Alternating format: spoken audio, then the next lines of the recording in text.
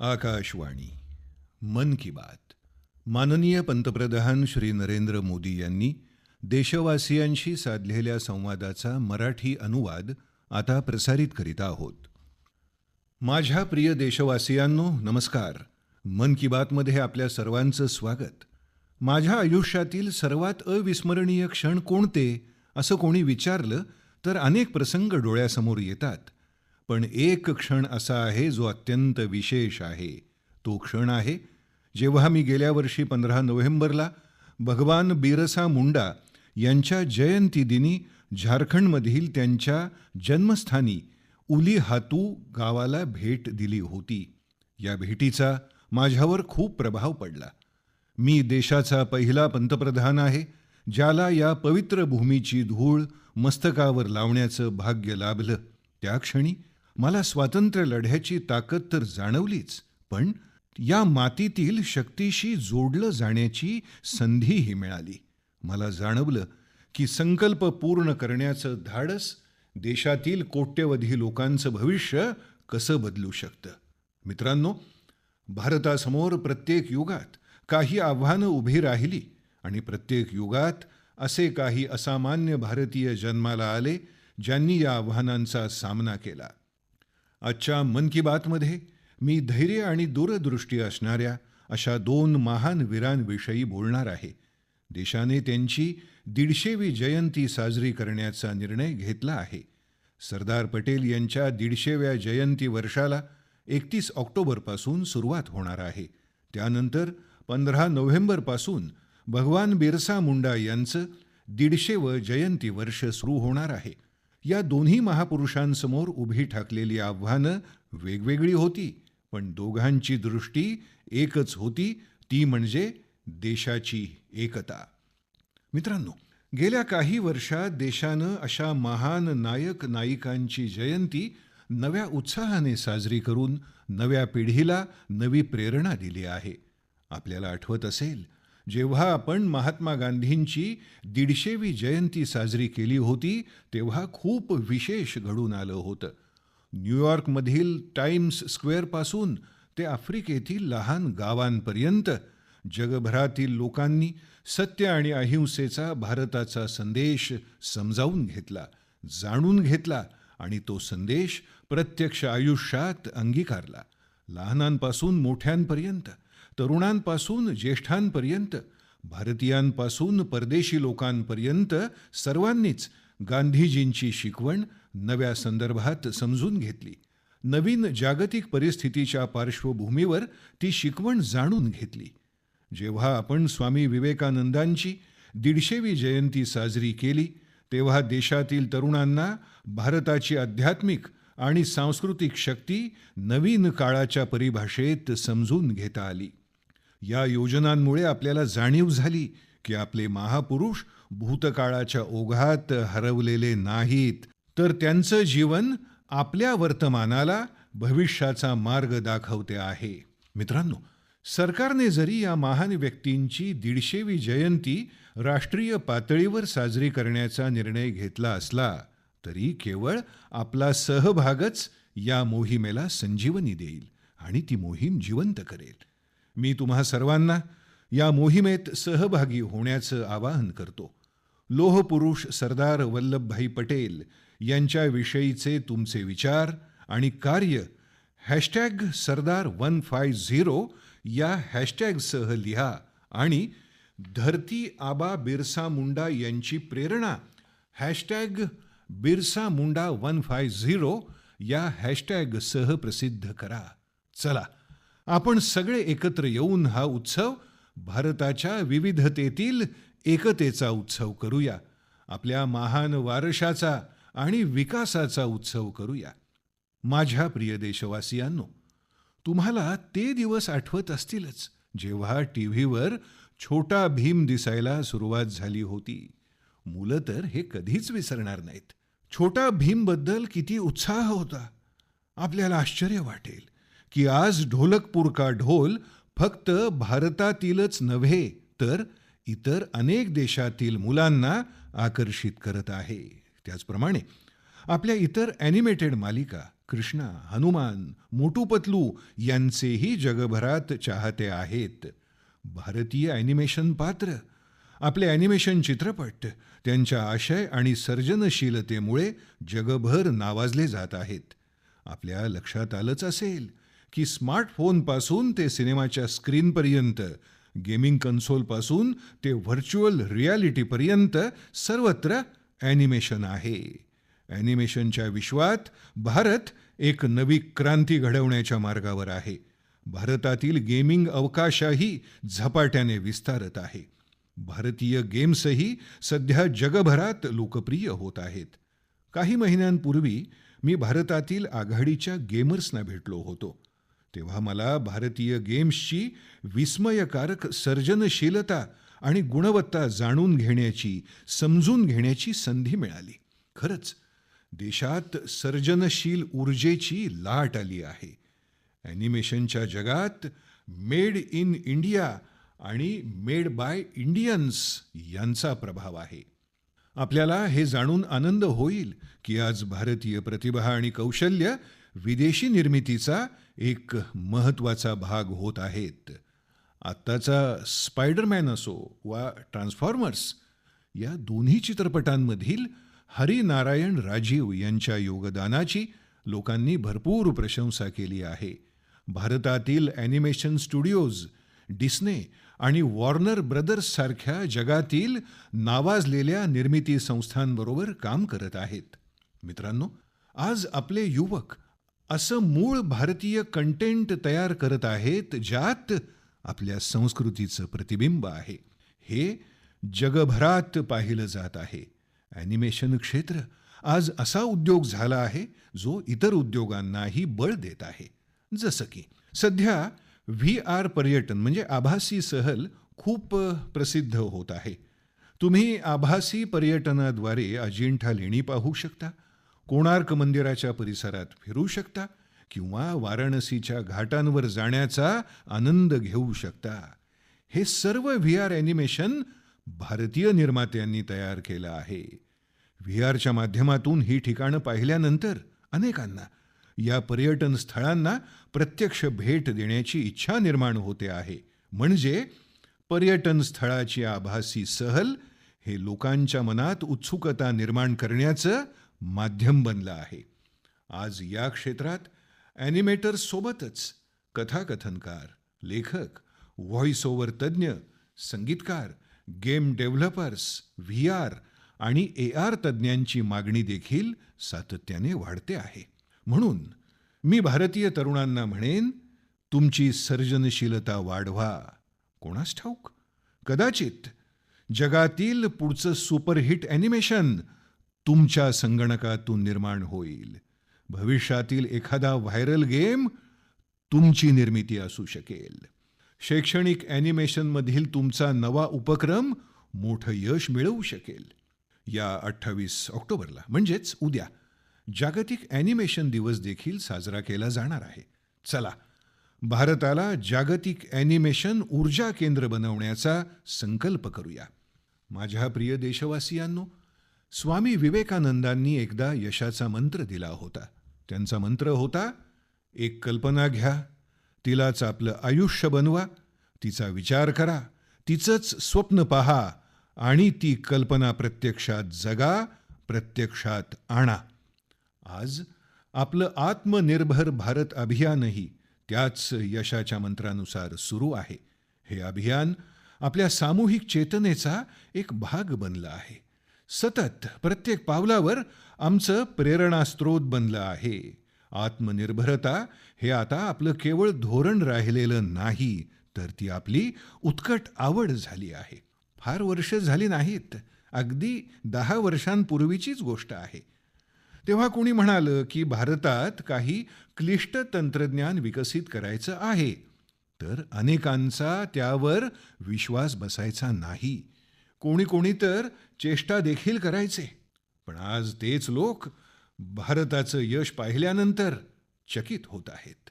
स्वावलंबी होणारा भारत प्रत्येक क्षेत्रात चमत्कार करत आहे. तुम्हीच विचार करा, कोण एकेकाळी मोबाईल फोनची आयात करणारा भारत आज मोबाईल फोनचा जगातला दुसऱ्या क्रमांकाचा मोठा उत्पादक देश बनला आहे. एकेकाळी संरक्षण सामुग्रीचा जगातील सर्वात मोठा खरेदीदार असलेला भारत आज 85 देशांमध्ये त्याची निर्यातही करत आहे. अंतराळ तंत्रज्ञान क्षेत्रामध्ये आज भारत चंद्राच्या दक्षिण ध्रुवावर पोचणारा पहिला देश ठरला आहे. आणि एक गोष्ट मला सर्वात जास्त आवडते आणि ती म्हणजे स्वावलंबनाची ही मोहीम आता केवळ सरकारी मोहीम राहिलेली नाही, तर आता आत्मनिर्भर भारत अभियान हे लोक अभियान झालं आहे. प्रत्येक क्षेत्रात यश मिळवतं आहे. उदाहरणार्थ, या महिन्यात आपण लडाखमधील हानले इथे आशियातील सर्वात मोठ्या इमेजिंग टेलिस्कोप MACEचं उद्घाटन केलं. ही दुर्बीण 4300 मीटर उंचीवर आहे. त्यात अजून विशेष काय आहे हे सांगायचं झालं तर ही भारतात बनवलेली दुर्बीण आहे, मेड इन इंडिया आहे. कल्पना करा, ज्या ठिकाणी उणे 30 अंश तापमान असतं, कडाक्याची थंडी आहे, जिथे ऑक्सिजनचीही कमतरता आहे, तिथे आपल्या शास्त्रज्ञांनी आणि स्थानिक उद्योगांनी अशी कामगिरी करून दाखवली आहे जी आशियातील इतर कोणत्याही देशाने केलेली नाही. हानलेची दुर्बीण दूरच्या विश्वाकडे पाहत असेल, पण ती आपल्याला आणखी एक गोष्ट दाखवत आहे आणि ती म्हणजे आत्मनिर्भर भारताची शक्ती. मित्रांनो, तुम्ही पण एक काम करावं अशी माझी इच्छा आहे. स्वावलंबी होणाऱ्या भारताची आणि अशा प्रयत्नांची जास्तीत जास्त उदाहरणं शेअर करा. तुमच्या आसपासच्या परिसरात तुम्ही एखादा नवीन शोध पाहिला, कोणत्या स्थानिक स्टार्टअपने तुम्हाला सर्वात जास्त प्रभावित केलं, ही माहिती #आत्मनिर्भर इनोव्हेशन या हॅशटॅगसह सोशल मीडियावर लिहा आणि आत्मनिर्भर भारत उत्सव साजरा करा. सणासुदीच्या या काळात आपण सर्वांनी आत्मनिर्भर भारताच्या मोहिमेला आणखी बळ देऊया. लोकलसाठी व्होकल या मंत्रानुसार आपली खरेदी करूया. हा असा नव भारत आहे जिथे अशक्य हे फक्त एक आव्हान आहे, जिथे मेक इन इंडिया आता मेक फॉर वर्ल्ड झाली आहे, जिथे प्रत्येक नागरिक एक कल्पक संशोधक आहे आणि जिथे प्रत्येक आव्हान ही एक संधी आहे. आपल्याला भारताला केवळ स्वावलंबी बनवायचं नाही, तर संशोधनाचं जागतिक शक्ती केंद्र म्हणून आपला देश मजबूत करायचा आहे. माझ्या प्रिय देशबांधवांनो, मी तुम्हाला एक ध्वनिमुद्रण ऐकवतो. हेलो। सर नमस्ते सर। नमस्ते। सर बोलिए सर। देखिए, जो आपने FIR नंबर मुझे सेंड किया है, इस नंबर के खिलाफ 17 कंप्लेंट्स हमारे पास। आप ये नंबर यूज कर रहे हैं? मैंने नहीं यूज करता हूँ सर। अभी कहाँ से बात कर रहे हो? सर कर्नाटका सर, वो घर में हूँ सर। ओके, इसके लिए आप अपनी स्टेट में रिकॉर्ड करवाइए ताकि ये नंबर ब्लॉक कर दिया जाए, फ्यूचर में आपको कोई प्रॉब्लम ना हो। Okay, yes sir. अभी मैं आपको कनेक्ट कर रहा हूँ, ये आपका इन्वेस्टिगेशन ऑफिसर है, आप अपनी स्टेट में रिकॉर्ड करवाइए ताकि ये नंबर ब्लॉक कर दिया जाए। Okay, yes sir, yes sir, yes sir. अभी मुझे बताइएगा मैं किसके साथ बात कर रहा हूँ। अपना आधार कार्ड मुझे शो कीजिएगा वेरीफाई करने के लिए, आइएगा। सर मेरे पास अभी नहीं है sir Aadhaar card sir, please sir. Phone आपके फोन में है? नहीं सर। फोन में आधार कार्ड की पिक्चर नहीं है आपके पास? नहीं है सर। नंबर याद है आपको? सर नहीं है सर, नंबर भी याद नहीं है सर। हमने सिर्फ वेरीफाई करना है। ओके, वेरीफाई करने के लिए नहीं सर। आप डरिए ना, डरिए ना। अगर आपने कुछ नहीं किया तो आप डरिए ना। हाँ सर, हाँ सर। अगर आपके पास आधार कार्ड है तो मुझे दिखा दीजिए वेरीफाई करने के नहीं लिए। सर, नहीं सर, मैं गांव को आया था सर, घर में है सर। Okay, coming. जय हिंद। इस व्यक्ति के वन साइड वीडियो का रिकॉर्ड करो as per the protocol. Okay, हे ध्वनिमुद्रण केवळ माहितीसाठी नाही, हा काही मनोरंजनासाठी केला गेलेला ऑडिओ नाही. हा ऑडिओ एक गंभीर समस्या घेऊन आलेला आहे. आपण आत्ता जो संवाद ऐकलात तो डिजिटल अरेस्टच्या फसवणुकीचा आहे. हा संवाद एक फसवला गेलेला आणि फ्रॉड करणारा यांच्यातला आहे. डिजिटल अरेस्टच्या फ्रॉडमध्ये फोन करणारे कधी पोलीस, कधी CBI, कधी नार्कोटिक्स, कधी RBI अशी वेगवेगळी लेबल लावून तोतया अधिकारी बनून बोलतात आणि खूप आत्मविश्वासाने बोलतात. मला अनेक श्रोत्यांनी सांगितलं की मन की बातमध्ये याबाबत चर्चा होणं गरजेचं आहे. या मी तुम्हाला सांगतो की या फ्रॉड करणाऱ्या टोळ्या कसं काम करतात. हा धोकादायक खेळ काय आहे तुम्हाला हे समजणं खूप गरजेचं आहे आणि इतरांना समजणंही तेवढंच आवश्यक आहे. पहिला डाव, तुमची सर्व वैयक्तिक माहिती ते जमवतात. तुम्ही मागच्या महिन्यात गोव्याला गेला होतात, हो ना? तुमची मुलगी दिल्लीला शिकते, हो ना? त्यांनी तुमच्या बाबतीत एवढी माहिती जमवलेली असते की तुम्ही अचंबित होता. दुसरा डाव, भयभीत करून सोडणे. पोशाख, सरकारी कार्यालयाचा सेटअप, कायद्यातली कलमं, बोलता बोलता फोनवर ते तुम्हाला इतकं घाबरवतील की तुम्ही विचारही करू शकणार नाही. आणि मग त्यांचा तिसरा डाव सुरू होतो. तिसरा डाव, वेळेचा धाक. आत्ताच निर्णय घ्यावा लागेल, नाहीतर तुम्हाला अटक करावी लागेल. हे लोक इतका मानसिक दबाव आणतात की ऐकणारा पूर्ण घाबरून जातो. डिजिटल अरेस्टचे बळी सर्व वर्ग आणि सर्व वयोगटातील लोक आहेत. लोकांनी आपल्या मेहनतीने कमवलेले लाखो रुपये घाबरून घालवले आहेत. कधीही आपल्याला असा कॉल आला तर आपण घाबरायचं नाही. आपल्याला हे माहीत असायला हवं की पडताळणी यंत्रणा फोन कॉल किंवा व्हिडिओ कॉलवर अशा प्रकारची चौकशी कधीच करीत नाहीत. मी तुम्हाला डिजिटल सुरक्षेच्या 3 पायऱ्या सांगतो. या 3 पायऱ्या म्हणजे थांबा, विचार करा आणि कृती करा.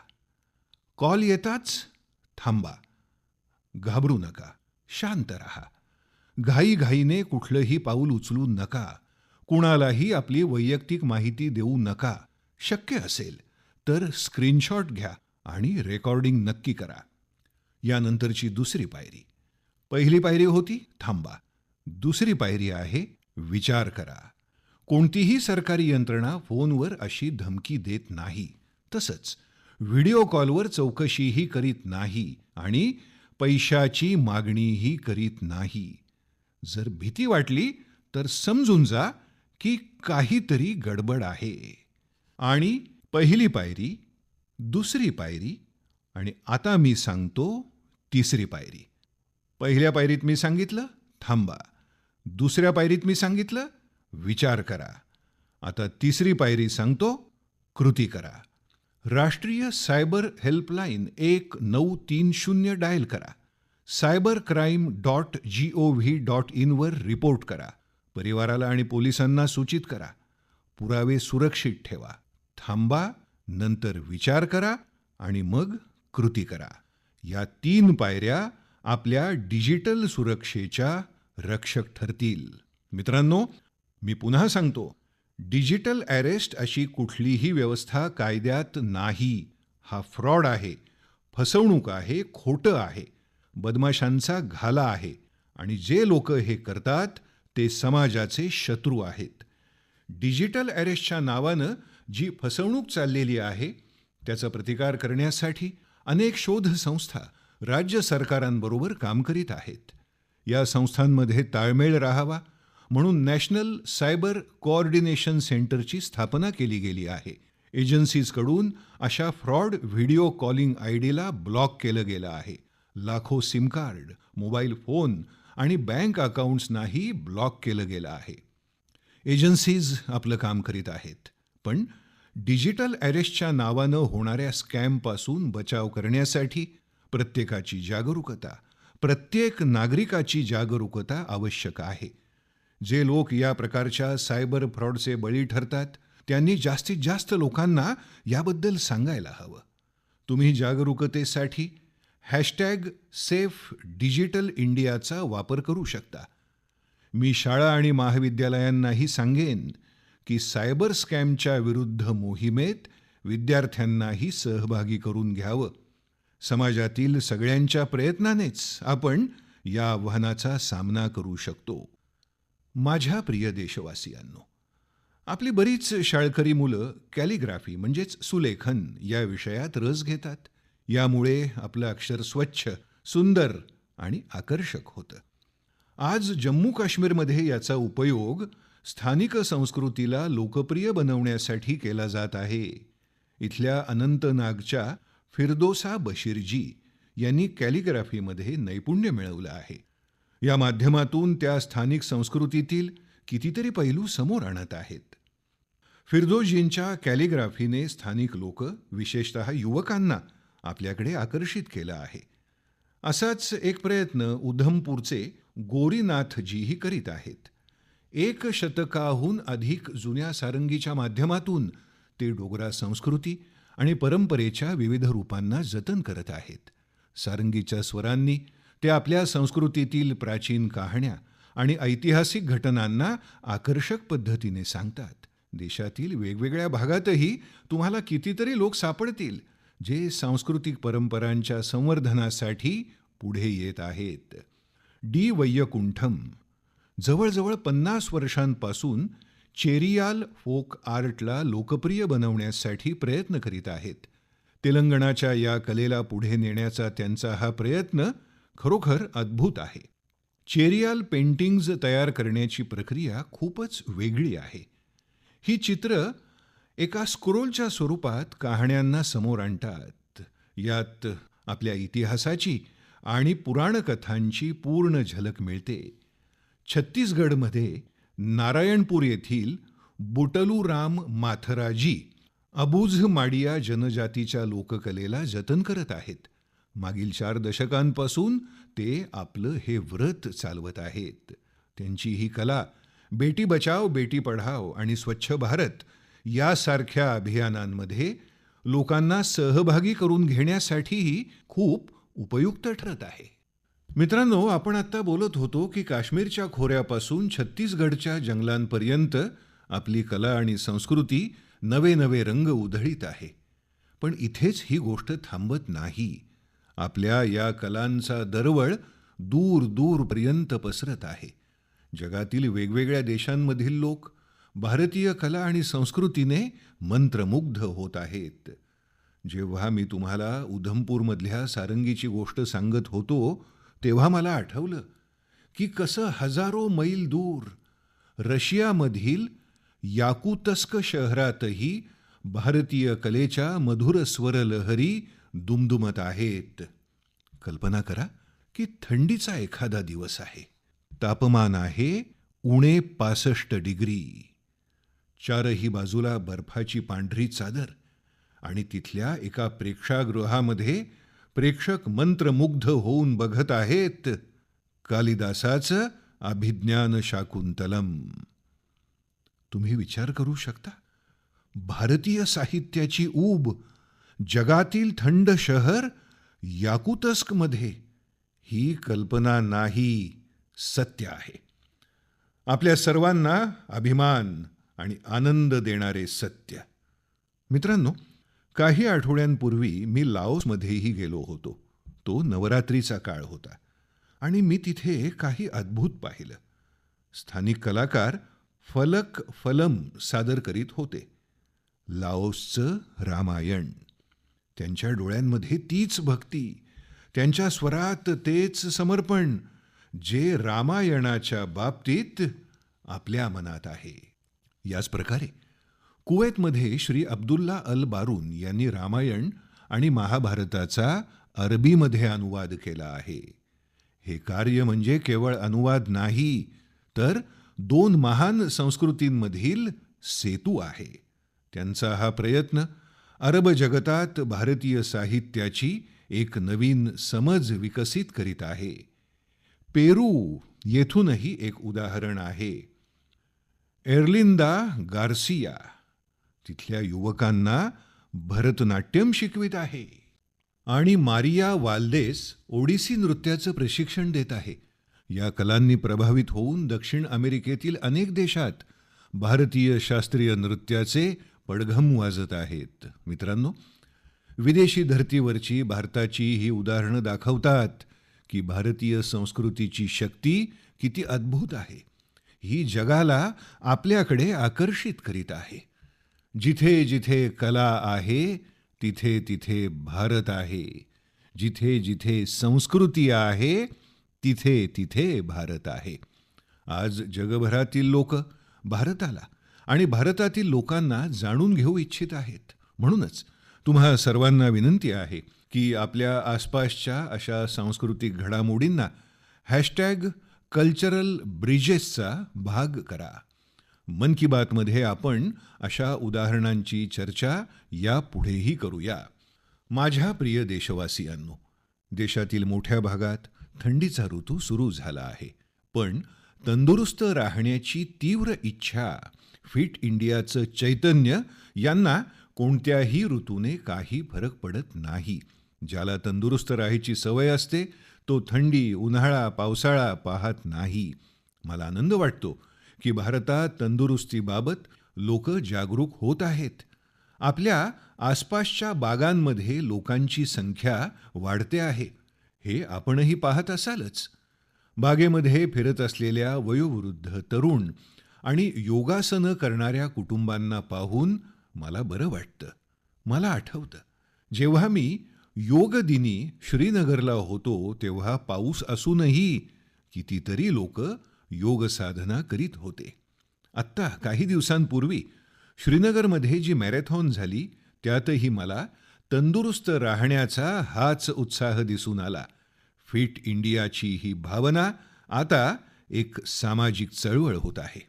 मित्रांनो, मला हे बघूनही बरं वाटतं की आपल्या शाळा मुलांच्या तंदुरुस्तीवर आता आणखी जास्त लक्ष देत आहेत. फिट इंडिया स्कूल अवर्स ही एक अभिनव कल्पना आहे. शाळा आपल्या पहिल्या तासाचा उपयोग वेगवेगळ्या व्यायाम प्रकारांसाठी करीत आहेत. कितीतरी शाळांमध्ये कधी मुलांकडून योगासनं करून घेतली जातात, तर कधी ॲरोबिक्सची सत्र होतात, तर कधी क्रीडा नैपुण्यावर काम केलं जातं. कधी खो खो आणि कबड्डीसारखे पारंपरिक खेळ खेळवले जातात आणि याचे परिणामही छान आहेत. उपस्थिती वाढत आहे, मुलांची एकाग्रता वाढत आहे आणि मुलांना मजाही येत आहे.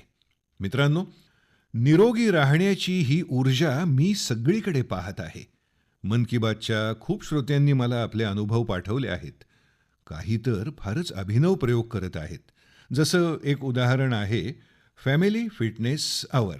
म्हणजे एक परिवार प्रत्येक आठवड्याच्या शेवटी 1 तास कौटुंबिक तंदुरुस्तीसाठी देत आहे. आणखी एक उदाहरण इंडिजिनियस गेम्स रिवायवलचं आहे. म्हणजे काही परिवार आपल्या मुलांना पारंपरिक खेळ शिकवत आहेत आणि त्यांच्याकडून खेळूनही घेत आहेत. आपणही आपल्या तंदुरुस्ती वेळापत्रकाचा अनुभव फिट इंडिया या नावाने समाज माध्यमांवर अवश्य शेअर करा. मी देशातील लोकांना आणखी एक आवश्यक माहिती देऊ इच्छितो. यावेळी 31 ऑक्टोबरला सरदार पटेलजींच्या जयंतीच्या दिवशीच दीपावली पर्वही आहे. आपण दरवर्षी 31 ऑक्टोबरला राष्ट्रीय एकता दिनीच रन फॉर युनिटीचं आयोजन करतो. दीपावलीमुळे यावेळी 29 ऑक्टोबर म्हणजे मंगळवारी रन फॉर युनिटीचं आयोजन केलं जाईल. माझी विनंती आहे की जास्तीत जास्त संख्येनं आपण यात भाग घ्या. देशाच्या एकतेच्या मंत्राबरोबरच तंदुरुस्तीच्या मंत्रालाही सगळीकडे पसरवा. माझ्या प्रिय देशवासियांनो, मन की बातमध्ये यावेळी एवढंच. तुम्ही तुमच्या प्रतिक्रिया अवश्य पाठवत राहा. हा सणांचा काळ आहे. मन की बातच्या श्रोत्यांना धनत्रयोदशी, दिवाळी, छठ पूजा, गुरु नानक जयंती आणि सर्व सणांच्या खूप खूप शुभेच्छा. आपण सर्व पूर्ण उत्साहाने सण साजरे करा. व्होकल फॉर लोकलचा मंत्र लक्षात ठेवा. या सणांसाठी आपल्या घरात स्थानिक दुकानदारांकडून खरेदी केलेलं सामान येईल असा प्रयत्न करा. एकदा पुन्हा तुम्हा सर्वांना येणाऱ्या सणांसाठी खूप खूप शुभेच्छा. धन्यवाद. मन की बात. माननीय पंतप्रधान श्री नरेंद्र मोदी यांनी जनतेशी साधलेल्या संवादाचा मराठी अनुवाद आपण ऐकला. हा मराठी अनुवाद आकाशवाणी मुंबई अस्मिता वाहिनीवरून प्रसारित करण्यात आला.